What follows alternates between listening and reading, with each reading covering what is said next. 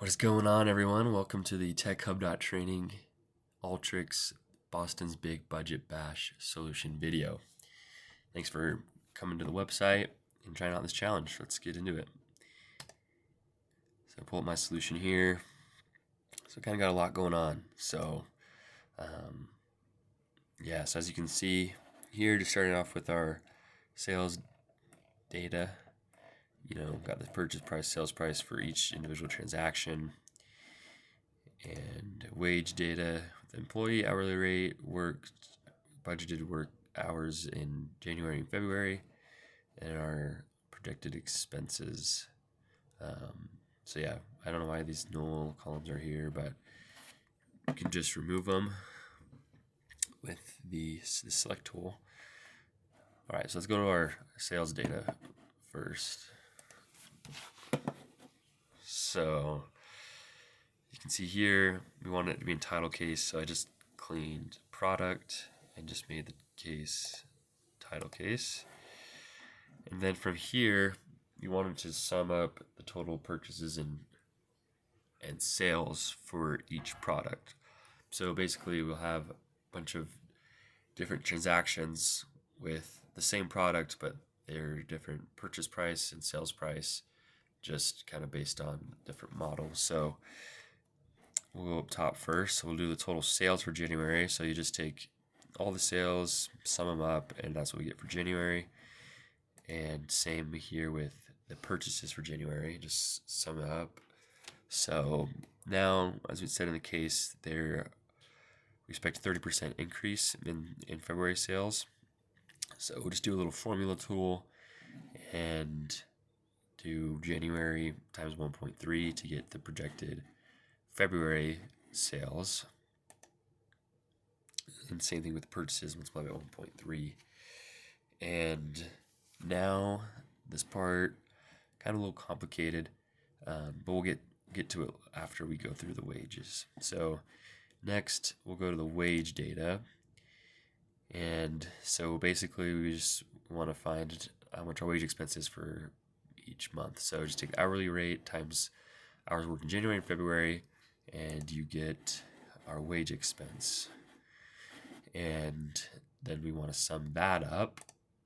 So we sum them up by January wage expense and February wage expense, and we get here.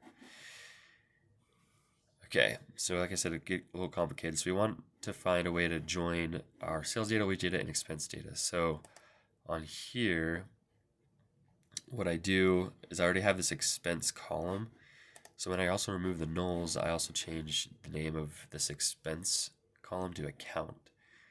So now I want to be able to union on this account column. So go back up to our sales.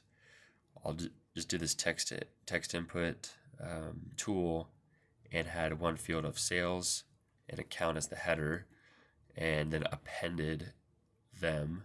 So basically the append tool will basically just add this column to every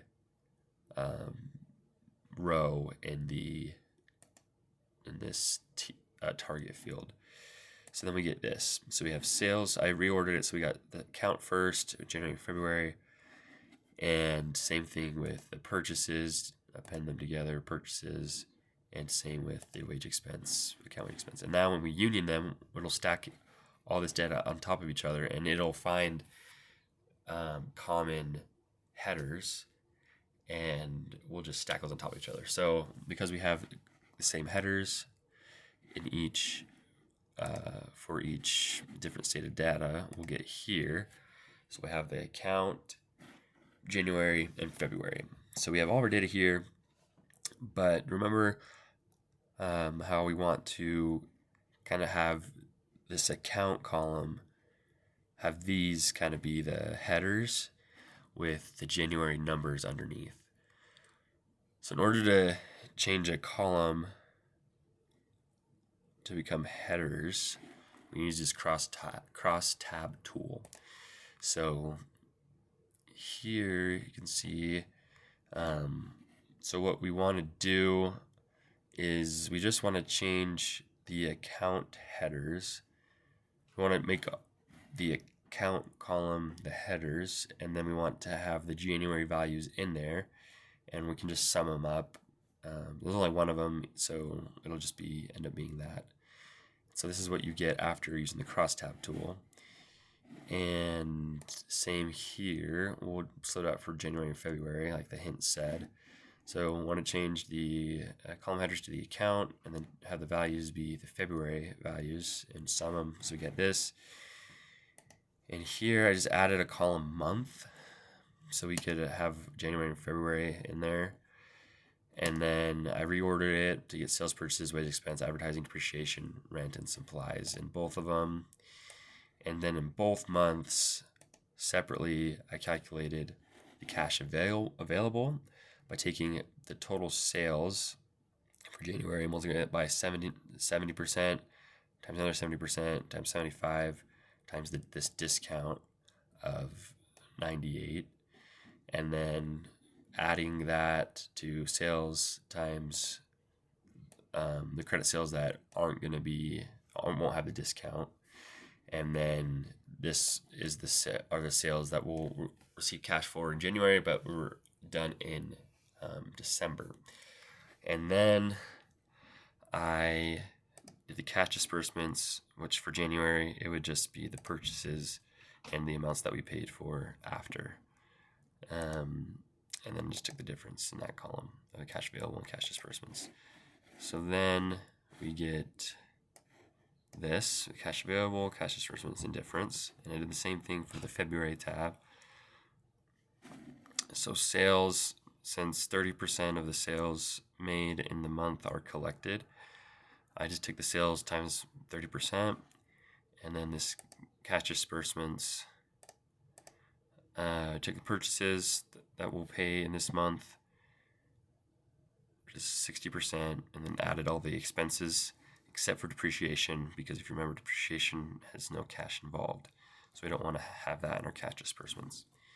And then same, have the difference. So same thing with this union tool. Since we have common headers, it'll just stack them all on top of each other without any null values.